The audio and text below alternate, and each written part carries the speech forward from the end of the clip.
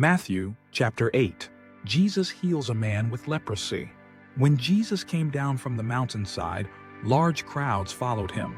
A man with leprosy came and knelt before him and said, "Lord, if you are willing, you can make me clean." Jesus reached out his hand and touched the man. "I am willing," he said.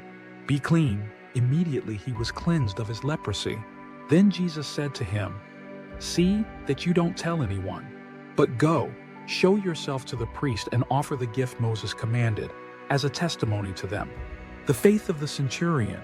When Jesus had entered Capernaum, a centurion came to him, asking for help. "Lord," he said, "my servant lies at home paralyzed, suffering terribly." Jesus said to him, "Shall I come and heal him?" The centurion replied, "Lord, I do not deserve to have you come under my roof. But just say the word, and my servant will be healed. For I myself am a man under authority with soldiers under me. I tell this one, 'Go,' and he goes, and that one, 'Come,' and he comes. I say to my servant, 'Do this,' and he does it." When Jesus heard this, he was amazed and said to those following him, "Truly I tell you, I have not found anyone in Israel with such great faith.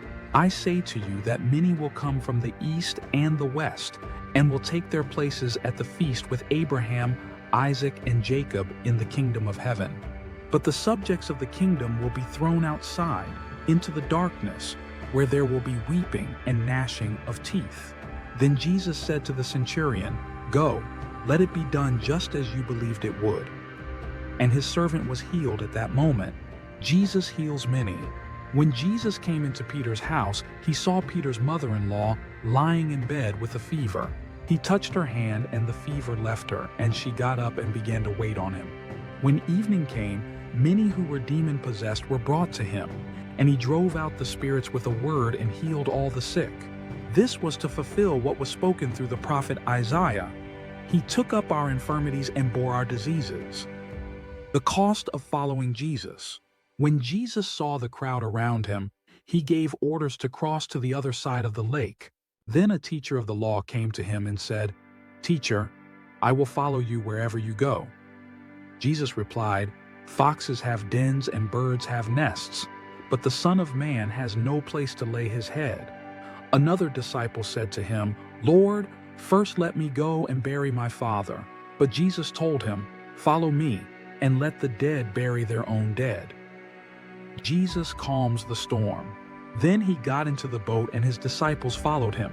Suddenly a furious storm came up on the lake, so that the waves swept over the boat. But Jesus was sleeping. The disciples went and woke him, saying, "Lord, save us. We're going to drown." He replied, "You of little faith, why are you so afraid?" Then he got up and rebuked the winds and the waves, and it was completely calm. The men were amazed and asked, "What kind of man is this?"